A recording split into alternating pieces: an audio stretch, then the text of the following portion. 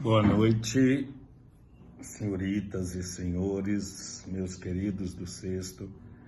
Não vamos continuar aqui para nós terminarmos ideologia.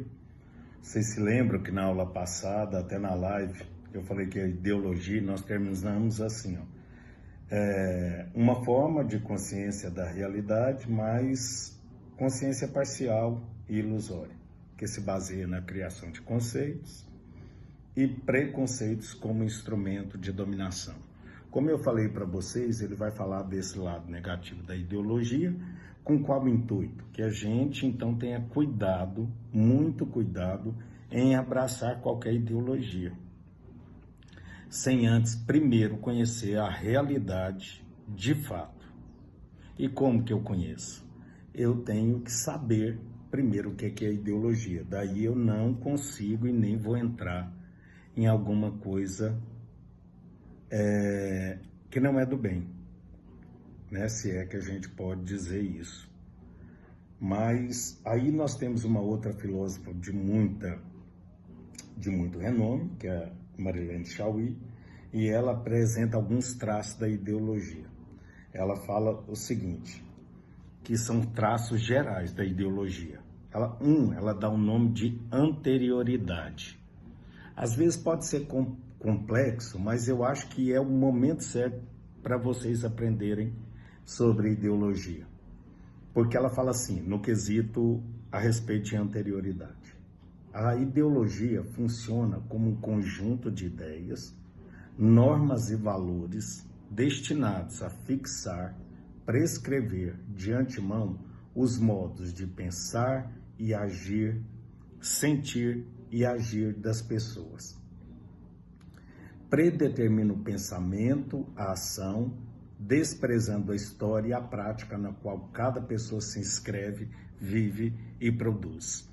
Ou seja, ela está querendo dizer que tem algumas coisas que nós temos que, para abraçar qualquer ideologia, eu tenho que saber que existe, está inserido nesse contexto todo, uma cultura, está inserido uma vida, o contexto social, político, eu tenho que saber quem é que está abraçando esse ideal e tentando disseminar para eu entrar. Então é o cuidado que se tem. A outra seria generalização. A ideologia tem como finalidade produzir um consenso.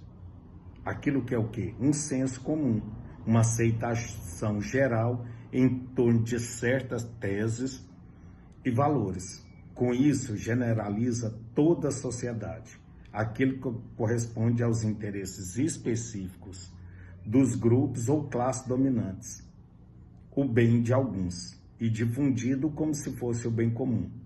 Além disso, a generalização visa ocultar a origem dos interesses sociais específicos, que nasce da divisão da sociedade de classes. Ela dá um alerta ainda maior no quesito de generalização. Não tem como generalizar as coisas. E normalmente quem consegue fazer isso seria aqueles que detêm o poder ou querem determinar isso. E aí então arrumam seguidores. E a lacuna? A ideologia desenvolve sobre uma lógica construída na base de lacunas, de omissão, de silêncio, de saltos.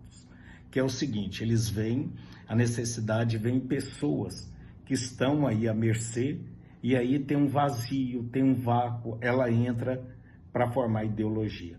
Na live nós vamos comentar e eu vou perguntar várias ideologias das quais vocês conhecem, que são nocivas, para vocês entenderem tudo isso que a Marilene Chauí está dizendo.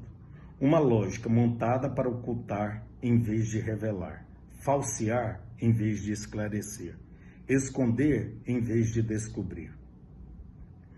A eficiência de uma ideologia depende de sua capacidade para ocultar sua origem, sua lacuna e sua finalidade. Suas verdades devem aparecer naturais, plenamente justificadas, válidas para todos os seres humanos e para todos. É complicadíssimo você querer fazer isso, sem verificar as bases, sem verificar a raiz. é uma coisa. E aí eu citei na aula passada, eu terminei foi aqui, com isso aqui, ó. A característica fundamental da ideologia seria o fato dela prestar a orientação da vida prática dos indivíduos, isto é, fornecer a base para a resolução dos problemas práticos da vida em sociedade. Nesse sentido, teria uma função operativa e existiria desde o momento em que os seres humanos começaram a viver em coletividade. Então, ela deveria anteceder. Essa ideologia, ela deveria, então, já ter de antemão, antes que o povo, então, começasse a viver em sociedade. E aí tem Lucas, ele acaba, que é um filósofo, ele fala o seguinte: destaca que a ideologia não tem necessariamente o caráter dissimulador de luta de classe, pois não seria um fenômeno apenas das sociedades divididas em classe. Segundo ele, apenas quando o conflito social passa a fazer parte da realidade é que a ideologia se volta à resolução dos problemas gerados por este conflito, manifestando-se então como instrumento de classe. Então ela tem que antever, ela tem que ser real, eu tenho que entender as bases, quem está fundamentando e por que está fundamentando. Aí, a ideologia, aí ele coloca assim, o fato de que, por exemplo, a ideologia burguesa, a ideologia burguesa oculte ou mostre parcialmente a realidade originária de um lado, da própria incapacidade da burguesia de ver a realidade da sua totalidade. Por quê? Ele está querendo dizer mais ou menos o seguinte: essa classe burguesa, que é a detentora do poder, normalmente, quando quer formar ideologia, ela vai olhar mais a classe dela, sem olhar um todo. Seria mais ou menos, quem é detentor do poder econômico, ela tem que olhar, teria que olhar o quê? O trabalhador, que antigamente era chamado de proletariado, que é aquele trabalhador, hoje seria o trabalhador assalariado, ou seja, eles estão numa classe aqui, existem classes aqui. Eu não tenho condições de criar uma ideologia a partir só dessa classe. Se fosse uma ideologia mesmo para ser seguida, eu teria que verificar que existem pessoas que estão vivendo aqui. Aí sim, essa seria o que eles pretendem, deveria pretender com a ideologia. Então vocês podem ver que é uma crítica muito grande. E uma crítica com qual objetivo? De abrir os nossos olhos, para que ninguém caia ou abrace uma ideologia que não vale a pena. Porque aí depois, posteriormente, se eu não fizer isso com antecedência, posteriormente eu vou me decepcionar, eu vou abraçar uma ideologia que é furada, perigosa. Então seria um exemplo maravilhoso para nós seguirmos exatamente agora, né? Aí ele termina assim: como podemos então identificar e desmascarar a ideologia? Propomos que a crítica de uma ideologia pode ser feita pelo exercício do estranhamento. Opa, o que é isso? Por que isso? Nesse exercício, os elementos que explicam os fundamentos ou fundamentam determinada realidade devem deixar de ser vistos como dados naturais, óbvios, eterna ou universalmente válidos. Devem ser analisados, relativizados, examinados com senso crítico e compreendidos como construções.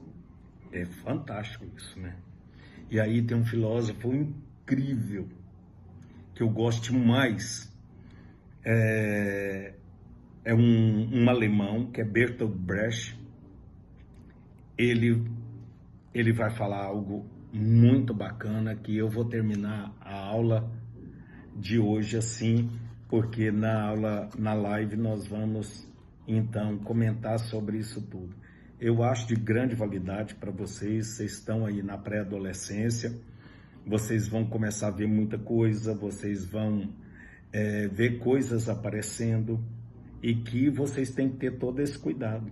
Lembrem-se disso, que vocês vão ter que ter todos esses cuidados para não abraçar uma ideologia que é furada, ou que te leve a caminhos que não é o caminho bacana, legal, que deve ser seguido.